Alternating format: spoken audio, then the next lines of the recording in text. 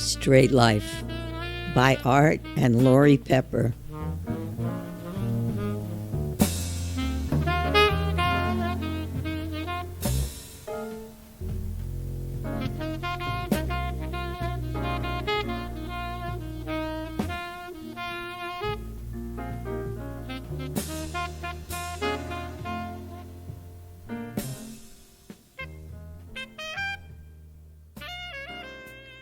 This is episode 54 of Straight Life.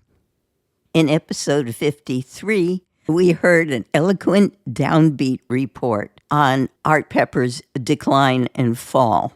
In this episode, we hear from a very good friend of his. This is one of my favorite interviews. This woman became a friend of Art's during that same time period, during the 1960s.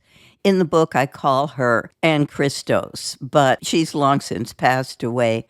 Her name was Ann Paulos, and she knew Art very, very well. Ann Paulos. I first met Art at the Lighthouse. Actually, back in Minnesota, my husband, a musician, used to listen to his records, and he'd say, "Now listen here, this is Art Pepper."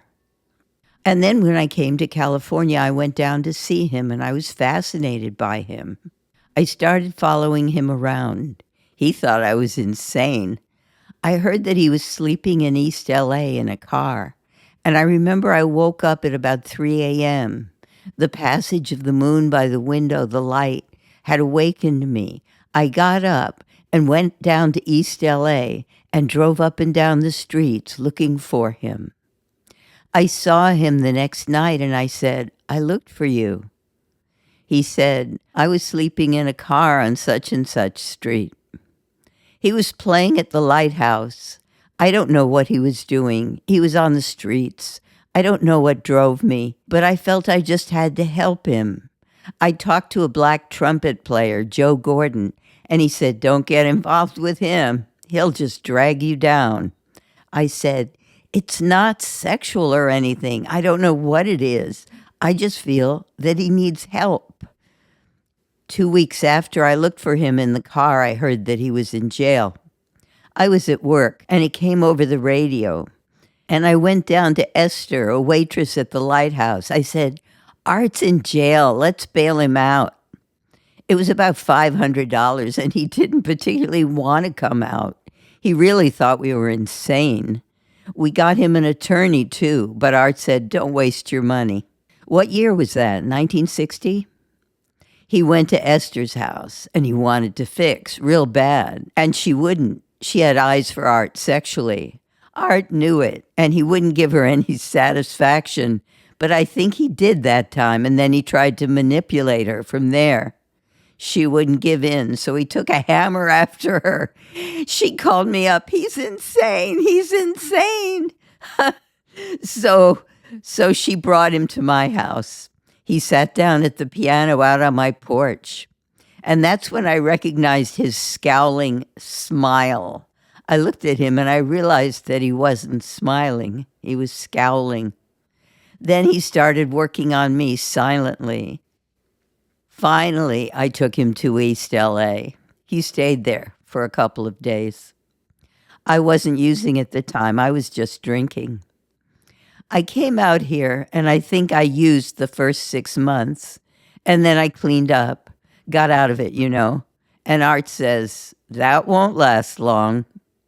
It's such fun tripping with Art. Art's like fast motion. He walks fast. We'd find ourselves tripping to the connection, just talking, and the excitement of going, and Art's animation. If there's something waiting for you, no matter how sick you are, there's a happiness that sets in. We'd start joking and laughing because we knew that soon things were going to be all right. And we get there, and sometimes there's a wait, there's a hassle. Sometimes it's immediate, you never know.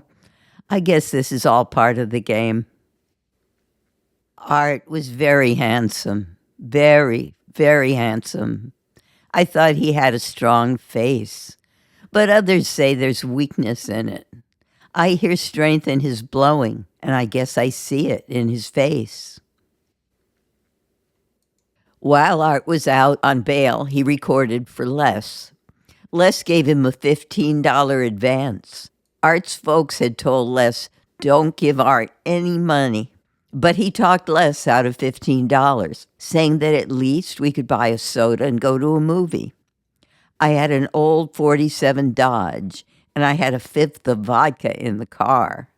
Les gave me the $15, and I was taking Art home to Thelma and Pop's. Art drank the whole fifth straight down, and then he said, give me my $15. I said, no, I need that for gas.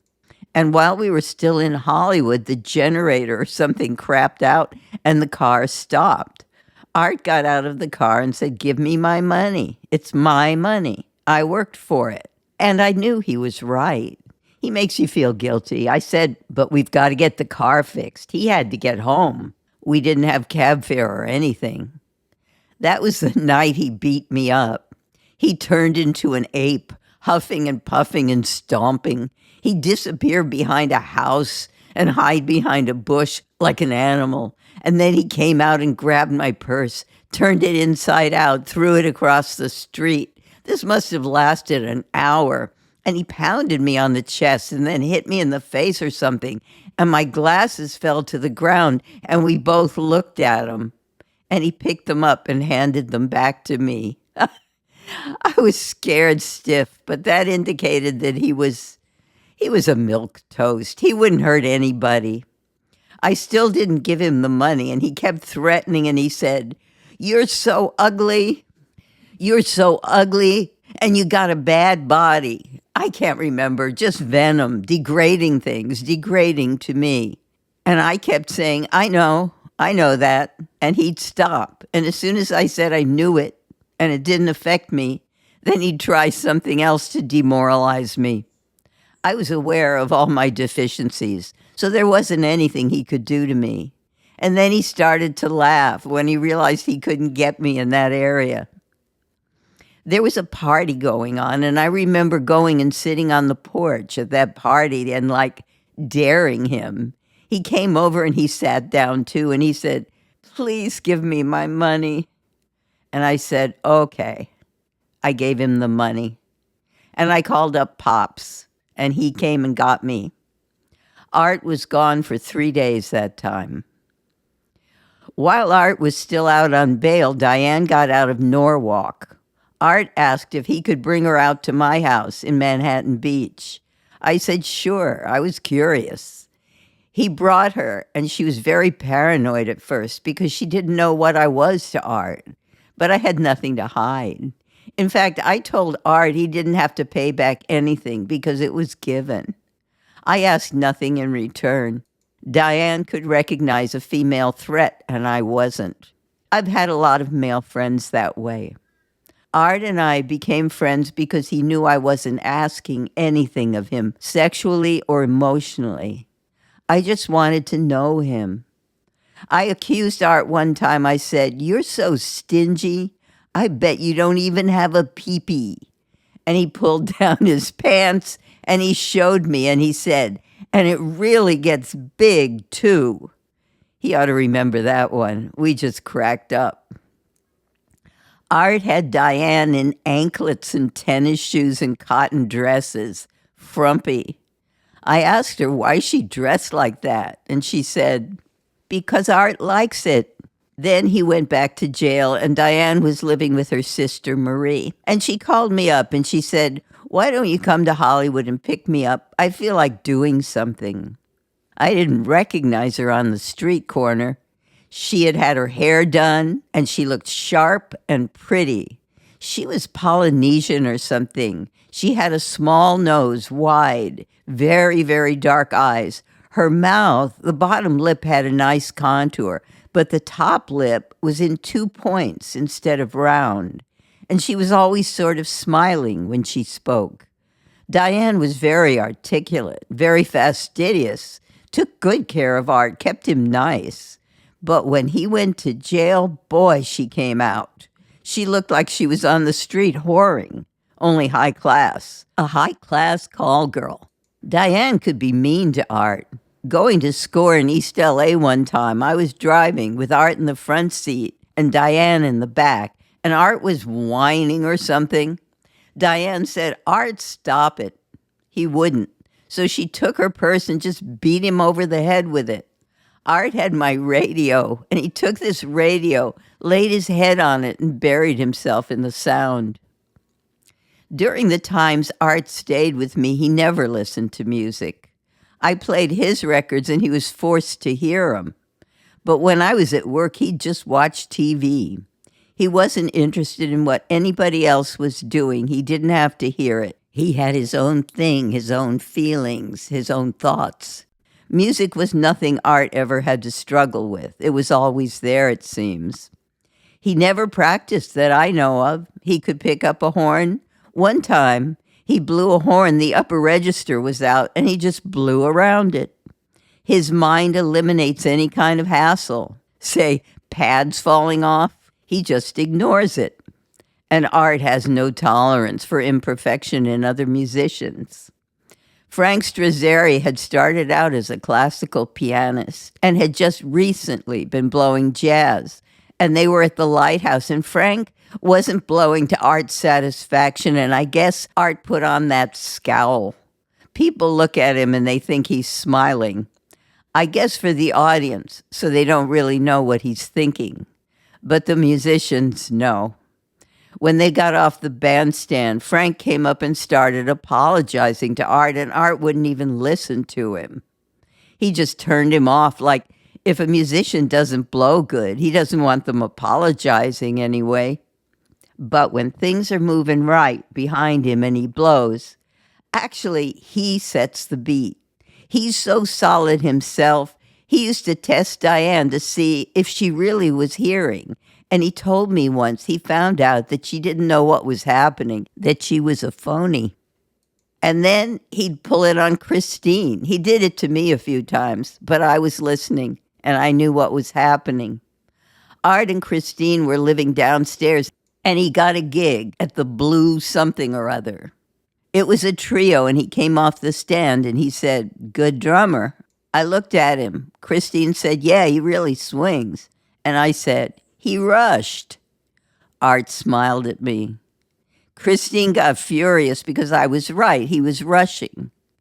But that's Art's testing. I guess the only thing that I know of that has really been important to Art in his life is dope. I think dope slows him down. See, I'm hyperkinetic, and so is Art, I think. Sometimes I travel at a fast pace inside myself. The exterior doesn't reveal it. I think Art is that way too. One time, after we scored, we were sitting there and I was moving my hand and he says, "You know you're keeping time." I was keeping a beat as fast as I could go, and I didn't even know I was doing it. He says, "I'm that way too." He needs something to calm him down.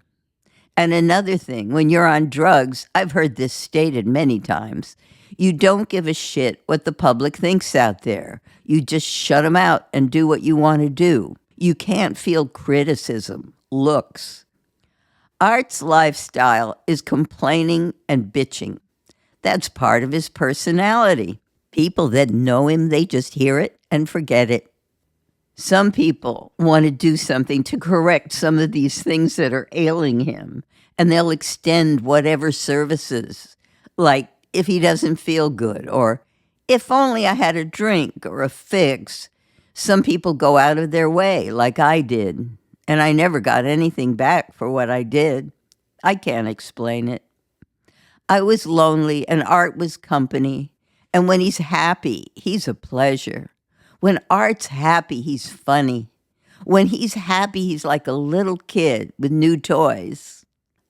Listen, when Art gives a little bit of his mind, his thoughts, or even spits out some of his hate, I don't know how to say this.